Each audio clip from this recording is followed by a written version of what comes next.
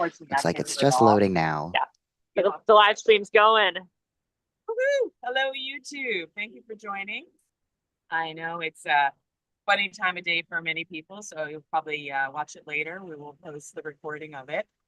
My name is Marcia, aka Madeline, from the I Am Madeline podcast, and we are got a petition, and we are presenting it to my MLA, who is also the Premier of British Columbia, David Eby. His office. He's not here, sadly, but his office. You'll see we're going to take some precautions to protect the identities of the MLA staff at their request. So I can't take you in, or when I'm dropping it off. Sophie the fabulous, who's videoing this, will video it from an angle, and Tahira the amazing, who's taking still photographs. We already know that we can take them right in front because they're going to step back out of the way. So I'm a severe ME patient, and part of that is being clumsy. And and thank you. And here we go. My petition. Liz is going to post that in the Zoom, and we'll post that later on the YouTube live description. The I Am Madeline podcast, you may know me from. There's an op-ed in the Canary I just wrote. Just going to link to that for a little more information. The petition body will still be up, even though we presented it. I believe we're at 1,450 what, Sophie? 51. 1,451. 90 more signatures came in the last few days, really. So thank you. Everything counts, and it doesn't matter where you are in the world. Excuse me for walking as I talk. It doesn't matter where you are in the world. What happens in one place in the world affects us all, for good and for ill. I am a severe ME patient, and what that means is the minimal supports that have been keeping me alive. But when I have to stop taking them, when the GoFundMe that's been keeping me alive runs out, which is currently February, my body will decompensate.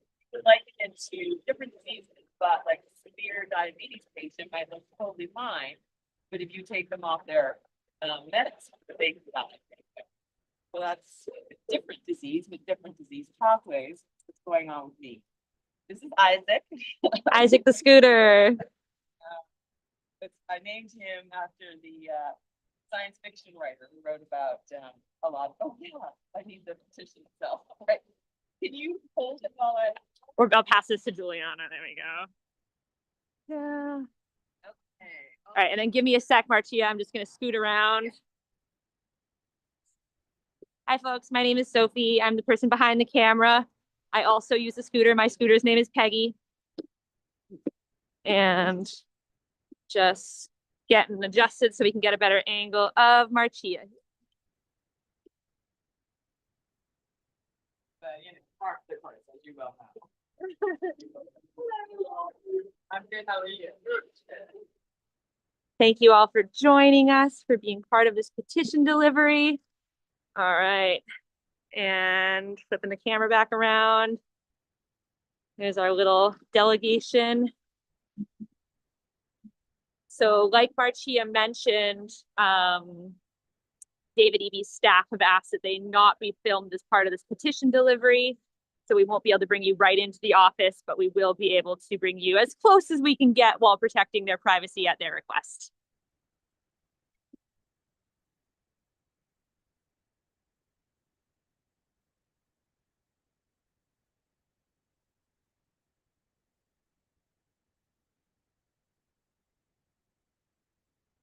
All right, Marcia is now right in front of the office.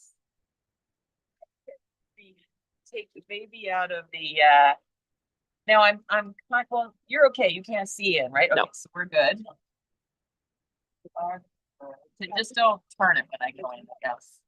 You could probably go from an angle if you want to see me enter and exit. Petition, look at all the signatures. I'm so grateful. Can you see? Oh, do you want me to have a seat?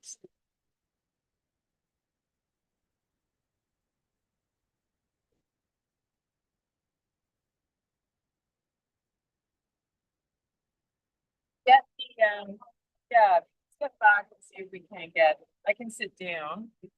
Can you pop this? Oh, is it in your way if we pop it on your lap? Uh, Sorry, hold on, guys. It's all the bits and bobs. We have all the additional resources, and we don't want to kill more trees than we have to. Is that good? Yeah. Sorry.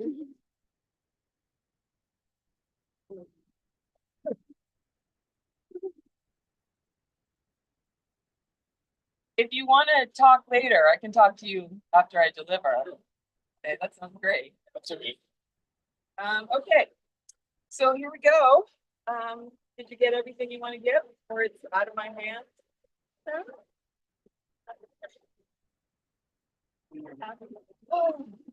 The big moment, Marcia. How do you feel? It's been a year. It's been a year. We posted this December 2025, I guess it was. 2024. 2024. Oh God. That's right. That's right. God. So it's been a year gathering signatures. It's been a year of trying to spread the word that the Stats Canada statistic of 37.9% of the Canadian population developing long COVID, which they already have or soon will have ME at the third COVID infection, is a horrifying statistic. I just spoke to my MP not 2 weeks ago, trying to reiterate that this is a 37.9% of the tax base, 37.9% of the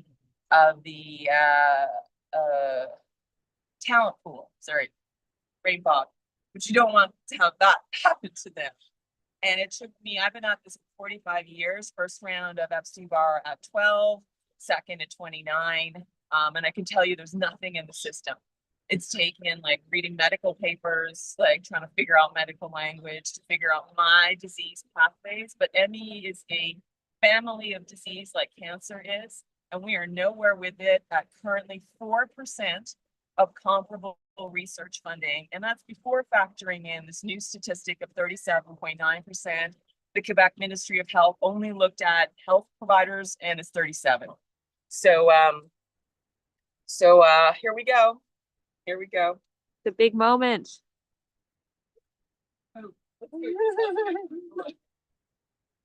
yeah, not good.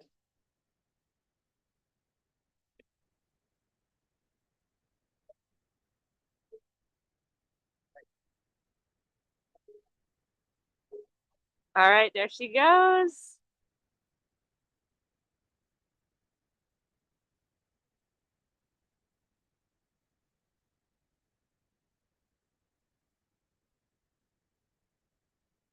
So I know we've had some new folks joining, unfortunately at the request of constituency staff. They've asked that we not film inside the constituency office, so we're not able to go in there with Marcia, but we've taken you as close as we can while respecting their privacy at their request. So we are here. Marcia is delivering 1,451 signatures from her petition collected over more than a year to the BC government to demand better care for people with ME in this province. And I know Liz has posted in the chat the link to the petition. If I know you've all probably signed it already, so your signatures are being delivered right now. But if you want to reread those 6 asks that Marcia really thoughtfully put together based on her more than 45 years of experience of living with ME. I know as someone who's only had ME for a few years now, she's a really inspiring, she calls herself Granny Marcia, really inspiring member of our community who has a lot of years of lived experience living with this illness, and a lot of wisdom that the government will hopefully be listening to about how we can make things better for not just her, but the other people in similar situations. There she is. Obviously, David's not there. That's sort of a. Here, let me turn around so I can.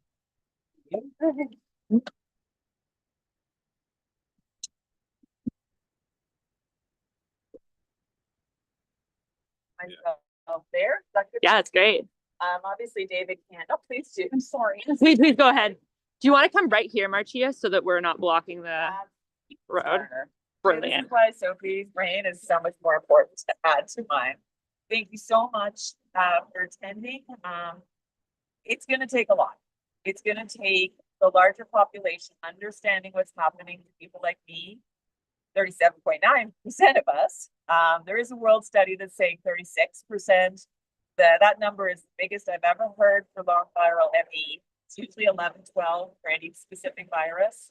So I'm really hoping that we can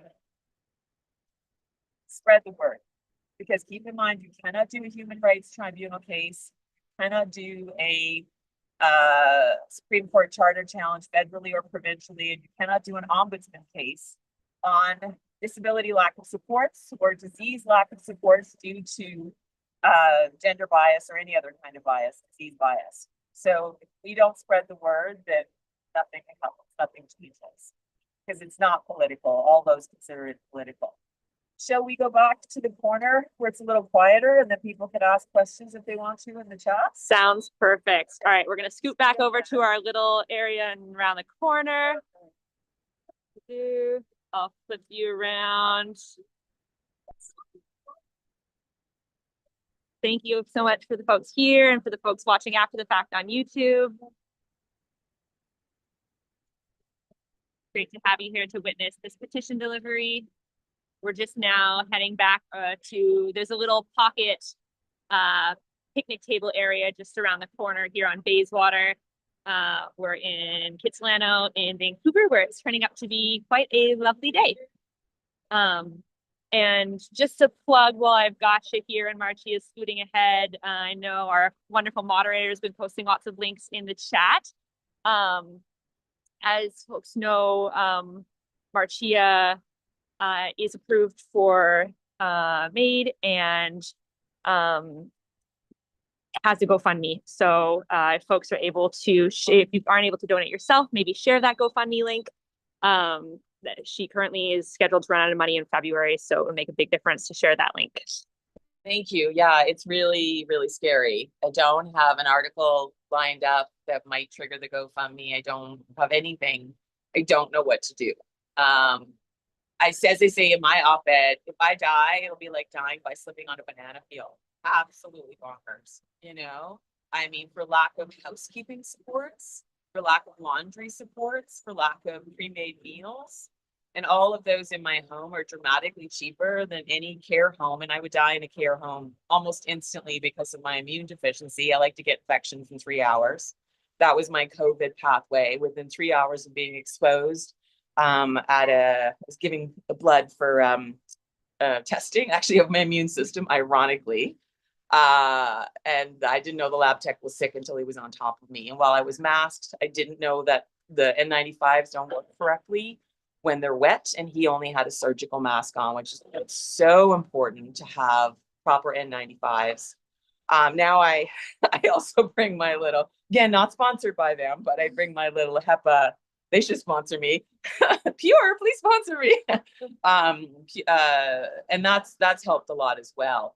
But I'm under strict instructions to not ever get COVID again. COVID on top of long viral Epstein-Barr, so long COVID, mast cell activation has been dramatically worse. I've accelerated into cataracts way before my time. Usually it's like in your 70s or 80s, so I'm decades early. And we don't even know how the surgery will go with the mast cell. Mast cell activation, think like the T-Rex of histamine responses, like big, bad, nasty. So there's a host of the comorbidities that are worse. And just FYI, when I caught COVID, September 2023, and they put me on Paxlovid, which I was afraid would kill me, but I knew COVID would definitely kill me based on my body's reaction to viruses up to that point, and that being such a big bad one. Paxlovid actually didn't just work amazing on the COVID virus for me. It worked shockingly on pre-existing symptoms. So it rolled me back 6 to 7 years during the 5 days I was on it. And this is not to say this is a cure for long COVID. I'm not saying that. I am continuing to say these are disease pathways. Mine is instigated by Epstein-Barr. COVID-19, Paxlovid is an Epstein-Barr inhibitor as well as a COVID-19 antiviral, as I now know. But I can't get another dose of COVID. So I can't get another brain fog. Paxlovid, I can't get another dose of Paxlovid. even though nobody argues with the clinical response. The only way I'm walking and talking right now is because it only lasts. We'll wait for them to go by. But the farther I am away from that dose, the more I'm falling apart. We are attempting to do other Epstein-Barr inhibitors, and each one we try definitely tells the tale. It's definitely the immune deficiency is a little better, or the mast cell activation's a little better, but nothing is as good as Paxlovid was for my family of disease. With its onset of severe immune deficiency, I am a little unusual in the beginning, but the comorbidities and progression are fairly typical after that. So it's really important that we don't just have research, but that the research understands that the mitochondrial system is as complex as a Rube Goldberg machine, and it can break in a multitude of ways. And so it's really important to parse that. It's also really important to parse comorbidities from that main. I kind of liken ME to like a party disease. It loves to have comorbidities. And if you can parse the POTS and treat it, if you can postural orthostatic tachycardia, if you can parse the mast cell activation, if you can parse autoimmune disorders or immune deficiencies, and if you can manage those, then the energy expenditure from that primary disease will be lessened, and you have an increased likelihood of being able to stay inside your energy envelope. And what that is, because my MD asked me, and I thought, I'm so used to saying it, nobody really knows what it is outside of having ME. Your energy envelope, think of the battery on your phone as it stops holding a charge correctly. Now, if you keep pushing it, if you keep trying to run heavy apps on it, then that battery will die faster and faster and faster. It will become less and less of a charge that it can actually hold. Now, we're a little different biologically, and how it works with us is if you can figure out, and it's very hard to figure out where your energy envelope is, and it can flex and stay within it, then the Complex Chronic Diseases Clinic at BC Women's Hospital says that it can expand. And I've heard that as well, and I've seen facets of it as well. But for me, what looks like hide and seek Epstein-Barr, hiding deep in my cells or maybe my nervous system or both. There is a MS study, because MS is mostly triggered by Epstein-Barr. I live a little closer to that. So there's a study that shows that there was a case study that the immune cells, the B cells, were full of Epstein-Barr virus. And that would account for the immune deficiency in my case. So again, it's that parsing. You have to play Sherlock. I know many patients are out there by themselves, which is why the petition asks for physician education. You're not even going to get proper diagnosis without physician education. So these are very, very important pieces. Each piece of the petition is critical. I've banged my head against all of those walls. And here in British Columbia, it's holding true to a study that came out in the UK. Which is, forgive me if I don't have the numbers exactly right, but I believe it's 95% of physicians don't know anything about ME. 3% think they do and are completely wrong, and are proposing things like graded exercise therapy, where you push that energy envelope, and that has led to deaths like Maeve Boothby. You can Google her, Maeve Boothby. And 2% of physicians actually understand the disease, are correctly informing patients and correctly monitoring and parsing diseases. Here in British Columbia, we have two, Dr. McKay and Dr. Arsenault. Dr. Arsenault is currently carrying over 5,000 patients and doing it by these large group visits, which the Ministry of Health is attempting to say you can't have that big a group. And but you know, we don't have other physicians that can take these patients, who understand and can help these patients not end up in a life and death situation like I am, because ME does kill. Then that's a huge problem. So I support that advocacy big time. But also I'm concerned about not having more physicians educated, because what happens when Dr. McKay and Dr. Arsenault want to retire? Then you've got 37.9% of the population that's out there with nothing, with no supports, falling apart, becoming disabled, running through their savings, ending up on disability assistance without proper coverage of anything without proper amounts of money to be able to manage their illness, let alone work. One thing I have been crowing about a bit, and I did mention to Wade Grant in that constituency appointment, is that to focus on work without proper disability supports is like buying hubcaps for a car with no wheels. It's a waste of money.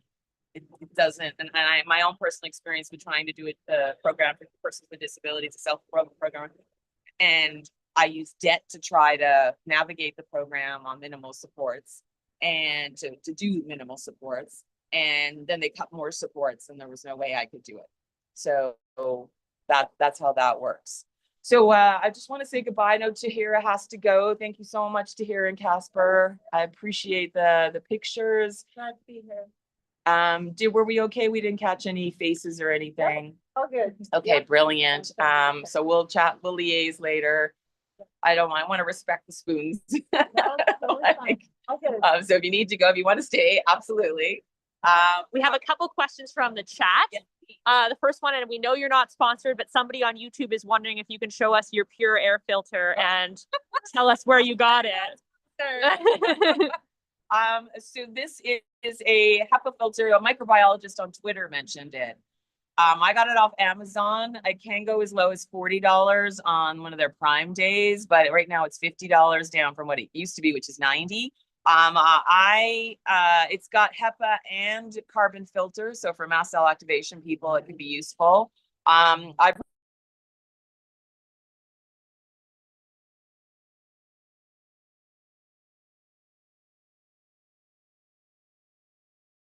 as I am. We muted. I think we lost you for a second. Oh, we got muted. Could you maybe just rewind back like 2 sentences? Or Sorry, I've thrown you off. whatever it was. No. Okay.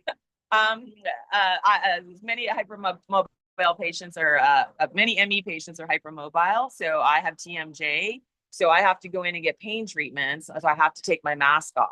So even with the good air filtration that they have, I actually bring a couple now since I got some on sale. They're so good that somebody I know who kept getting COVID on flights, I suddenly said, I haven't fixed this yet. Like, please don't get COVID anymore. And they got one and they didn't get COVID that time. So it lasts for 12 hours. It has a 5-year warranty. Again, I have no sponsorship from them, but the first one I got died after 2 months. And because I got it through Amazon, when I called them and the Pure company, they just sent me a new one immediately. So I'm pretty impressed with that. So it's, for me, it's a combo. Like, it's not a substitution for your mask, but there are times in which you need to take your mask off. If you're flying on a plane, you have to drink, you have to eat. These are necessities. When I use it, I keep, if I have to do something like that, I try to keep it close or I'll keep it down. When I have two, or, I'll aim them in different directions. So. Yeah, that's great. The other question that I think was in the chat, I'm not sure which name you were asking for, but I think someone was asking if you could repeat the spelling of Maeve Boothby's name so they can look up that story. MAEVE, last name BOOTHY. The Guardian has a bunch of articles. Her father is a Times journalist, and that's really the only reason she got covered the way she was. The coroners, we rarely have deaths that are recognized as ME deaths, which is part of that statistical issue. You don't have a category of coverage. Coroners and what's the other kind? Pathologists don't know what they're looking at. So you'll often see deaths by heart attack because the heart has the second most mitochondria in the body. But that's like focusing on the hitman and not who hired the hit. And if we're not focusing on who hired the hit, then we're not putting proper research money in. So like all these statistics that I'm aiming at, I'm not even talking about the human rights atrocity, which the UN is wagging their finger at Canada about MAID on quality of life. I mean, my story getting focused on because I was approved for MAID is because disabled people don't know what they're talking about. That's what bias says. They're just over exaggerating. But to have a medical doctor look at my file and hear my pain profile and hear my story and say, oh yeah, you qualify on quality of life. you know, then it gets listened to. And that's very unfortunate. And I don't want other people to end up in this situation. In the situation Maeve ended up, she was told graded exercise therapy. So she was a good patient and she did it and she did it and she did it. And she deteriorated into severe ME, ended up in the hospital. And her dad was there at one time with her because he had cancer. So they gave him feeding tubes, wouldn't give her feeding tubes. My memory is that the vagus nerve was a big part of why she stopped being able to digest food, but the mitochondria themselves it takes a lot of energy to digest food and get it to the cell. And they wouldn't give her feeding tubes. So eventually and they were just watching her die. So eventually her family took her home and she died at home. But we have our own instances of that in Stephanie Lavoie. Now, Lyme disease, a different microbe-induced illness, not as gender biased, but how it presents can be gender biased. She didn't fit one of the criterion that other countries accept for Lyme disease and ended up also not being able to digest food. They wouldn't give her feeding tubes or intravenous or whatever. She starved to 56 pounds before she asked for me. And I know exactly that's how it will play out for me. My grandma died of a heart attack at 50 with all of my symptoms, but with no ME diagnosis, just non-specific heart disease. We don't know. And it's like, yeah, walks like a duck, talks like a duck. I think it's ME. But hers was said to be a heart attack. So if I'm lucky, I'll die of a heart attack. But problematically, because of my supports, I'm more likely to do the can't move, can't speak, can't eat, not able to move in some poverty care home. So if an infection doesn't get me, then I'll be in the most brutal pain, slowly dying, likely of starvation. So that's what people have to look forward to. And so when I see situations like Sophie, who's in stage 1, I don't believe in mild moderate. Who says that about cancer? So stage 1, I feel this pang in my heart. I don't want to die, but I don't want other people to go through what I've gone through, to be removed from work, to have their talents removed, to suffer as I have suffered, to be the experience patients say is gaslit. Now, the problem is it's much more pernicious than that. To be gaslit, you have to understand what you're doing. This is strictly ignorance. You know, doctors saying things like they know what's going on because they've either been miseducated or they're just trying to push. I had one doctor say, "Oh, your illnesses are subjective." I'm like, really? Because they just came out with studies that in ME and long COVID, they're seeing genetic components. So not so subjective. But keep in mind that historically, if you look at situations like epilepsy, hypothyroidism, diabetes, these were diseases that like 50 to 70 years ago got you forcibly committed to mental institutions.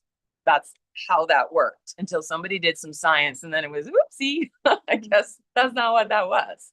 So we're in the middle of the oopsie, but what we're up against, which is why it's so important for us to raise our voices, to sign things like this, to have more people speak to their MLAs and MPs, and you can use the petition as a template to speak to them.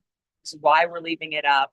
I've just lost my own train of thought. What was I saying before then? This is brain fog. Speak up. We're in the middle of the oopsie. Oh, Semmelweis reflex. So Semmelweis, Dr. Semmelweis at the turn of the century was the head of a hospital, and their maternity ward had an almost complete, fatality rate for moms and babies, but the attached midwife clinic did not. So he started thinking about it and he said, well, maybe if we wash our hands after we do autopsies before we go to the maternity clinic, maybe that'll make a difference. And so he got everybody to do it, and voila, the stats were now the same between the midwife clinic and the hospital clinic. So he wrote a paper and was drummed out of the doctoring profession completely. And then 20 years later, people started saying, oh, we should be washing our hands. So it's this adhering to an entrenched belief in the face of new evidence. So there's enough new evidence, but doctors themselves are not taught about the Semmelweis reflex. And doctors are relied upon by bureaucrats and politicians to inform them. And without that correct information, they're making policies that don't work. and that are wildly problematic. So it really needs to be that the larger Canadian population understands. Now, problematically, because of all the weirdness around COVID, and a lot of that was due to proper instruction of politicians by doctors who didn't understand what they were looking at. I knew from the beginning we were going to see a whole bunch of long COVID ME come out. I didn't think it would be 37.9%, but I thought it'd at least be like 15, way bigger. But because of that, steps weren't taken to understand it was an aerosolized virus. It was, all these steps. And so all of this friction and controversy and the whole animals at the zoo throwing poop at each other that's going on in the internet can make it difficult for people want to look COVID in the eye. We don't have a vaccine that stops you from getting it yet. And we're already looking at 37.9% of the population having long COVID. And keep in mind, now I don't know if this is a stat pre-COVID and from a long time ago. Stat I heard ages ago that in the first 7 years of ME, if you stay inside your energy envelope and follow those correct procedures, 70 to 75% of people can go into remission. That's a huge step. But also instruction for people who go into remission or in stage 1 is no more grouse grinds, no more triathlons. Your mitochondrial system cannot handle those even when you feel okay. It's not working properly anymore. All right, it's a lot. The podcast has everything. I'm documenting things because if I die, I want to at least leave that information behind. But I would very much like to not die. I'm trying not to panic. I keep focusing on the next thing. But I don't have a next thing. So if you have a journalist or a publication or somebody you want me to speak to in politics, I am happy to do so. But I think Sophie reminded me to mention about GoFundMe. I think you already mentioned it. I find it really hard to beg for my life on the internet. And when Liza, my friend, first set it up, and it was asking for my permission, which I said, do you want me to beg for my life on the internet? And she said, don't be so proud. But then I said, this is in the middle of COVID. Like, who has money? And she said, if 10,000 people donate $5, then we have time. But if a larger publication could pick up my story that has like millions of readers or viewers or listeners, then like 100,000 or 500,000 doesn't just let me raise my supports to proper levels. It gives me time to really focus on this because they think it does take 20 years. They think we are very much trapped in the Semmelweis reflex, but I'm hoping that we could at least get that physician education in place. So people like Sophie don't unnecessarily end up with ME, and I'm telling her story. But with Sophie's permission, I may share in the recorded version, if I would share her op-ed, because she wrote, she's nodding at me, yes. She wrote an op-ed, so you can see my op-ed and her op-ed and how this plays out. So thank you so much for attending today. I feel like we're probably at the 11:45 mark, are we? What are we doing? 11:30, so we're perfect. So we're good. Yeah. Okay, any more questions from the chat? 1 sec. I think there's one question coming in. Does the constituency office have any position in terms of what they might do or timeline for when they might provide a response to?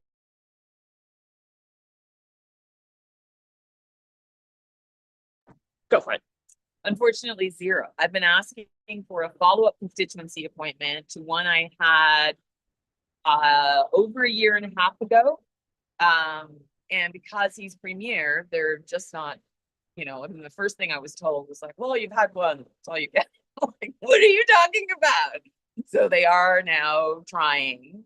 But the problem is without Premier EB, who I've worked with this, so like I'm not trying to trash any politicians, I guess is what I'm trying to say. I'm saying that they're not correctly instructed. So no timelines, no nothing. I'm still pushing to even get a constituency meeting. The constituency meeting I had with my MP, Wade Grant, was brilliant. He, in a previous role, had totally understood about siloing, the siloing I talk about. whether it be the feds from the provinces. That's why in discussions with them, and you'll see it in the petition to a lesser degree because we're aiming it at the province, it needs a liaising body. You know, people ending up on MAID due to lack of supports is something that the feds should be responsible for creating a safety net. In that liaising body, I have proposed for the federal, and then I'll talk about provincial. In federal, I proposed medical, bureaucratic, financial, whether it be economists and or members of the provincial and federal Ministry of Finance, so you can account for what's going on, and advocates, so that they understand the patient lay of the land. How it will be funneled into is by, you know, like MLA or MP, doctors, or advocacy groups. So there will be situations already vetted, all of the information, and they go straight into that. It would report to a committee federally, and that a nonpartisan, and that committee would look at that situation and the proposed course corrections and course correct for everyone else represented by that individual case. So you're taking a case study, correcting for that huge population behind it, and in so doing, saving the whole system money, because deterioration always costs catastrophically more. Not a little bit more, millions of dollars more. Keeping in mind that the Senate, when they were doing MAID legislation, on track to ask for a study on what it would save the system for disabled people to kill themselves, to do MAID. And but nothing was asked for about what does it cost for a person to deteriorate due to lack of support, so entirely unnecessarily, into wanting or needing MAID. And that's a whole different story. But we don't have statistics yet. We need those statistics to back it up, so nobody can go politicking, or again, animals at the zoo throwing poop at each other, politically speaking. In regards to the province, the Ministry of STPR, which does disability supports and for people on assistance, and the Ministry of Health, that's a big one that needs Ministry of Finance added in, bureaucrats, lawyers, doctors. You know, you need to understand the problem with the legislation. So, but I feel like I don't want to intrude on more questions. We do have more questions. Folks, please bear with me. It appears that when I check the questions, it mutes us. So we're going to go off sound for just a brief moment so I can read the questions, and then Marcia will be back shortly. Bye. But thank you again. Bye. Thank you again. Take care. I appreciate you so much. Well, stay.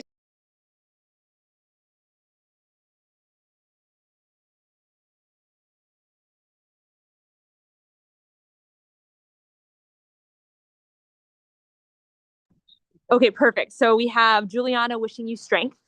Thank you, Juliana. And we also have Amy asking if there's any events like this that she can attend in person. Well, I know BC Millions Missing regularly has events. I don't know what they have in the queue. If you're asking, I could talk to them and see if we can organize something. I know last May, there is what is it in May? Is it ME Awareness Day? Yeah, ME Awareness Day and Millions Missing. Possible Millions Missing BC will organize something again this year, but nothing in the plans yet. So I'd say keep your eyes out on social media for more events. So you can follow BC Millions Missing on Instagram or Facebook. I don't know if you're on Twitter. Are you guys on Twitter? No. You can also follow me. I'll share any information that comes up, because you're right. If I could stretch things far enough, I would love to definitely participate in person.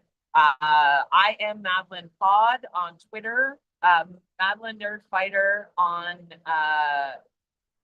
Instagram. Sorry, brain's gonna work, and then also on Facebook. And I can't remember my name.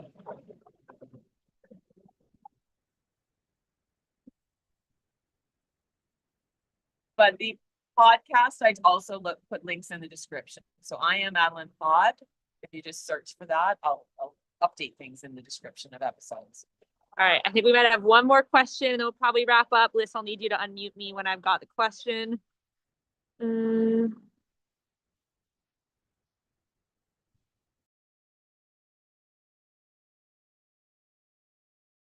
Perfect, thanks, Liz. Gregory providing some feedback that they would rather hear from us over email rather than social media because it's less likely to get lost in the mix. Okay, we do have emails from the petition. I think that's, I mean, Sophie's been helping me with that. She'll have to teach me how to do it myself. But we can do our best to updates. I think it would be fine if we share BC Million missing updates on that. I think we've got 650 or so signatories. So yeah, if it's okay with Sophie to help me figure that out, I got a thumbs up. Yes, we'll do that. Perfect. All right. I think that's it for questions in the chat. Thank you so much, everyone, for joining us. Marcia, any final words? Thank you for being here. How many people came? How many people are around me? There's 6 of us on Zoom right now, and then others on YouTube. I don't know how many we've got on YouTube. Well, thank you so much. My experience is in the 30 years of community work I did after I stopped being able to work at the second round of mono, is the little things are big things. And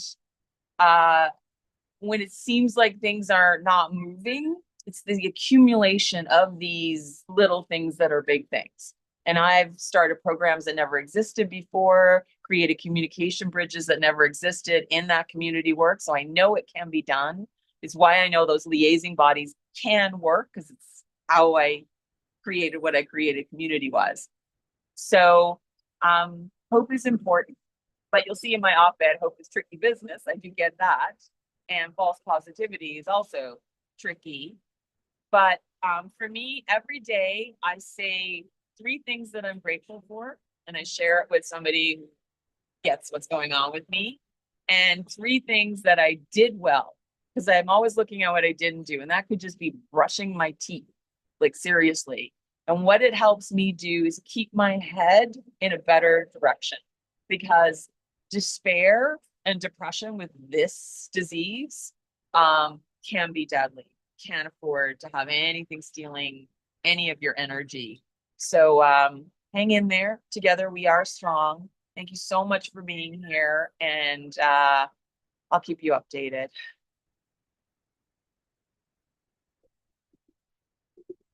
All right. Thank you, everyone.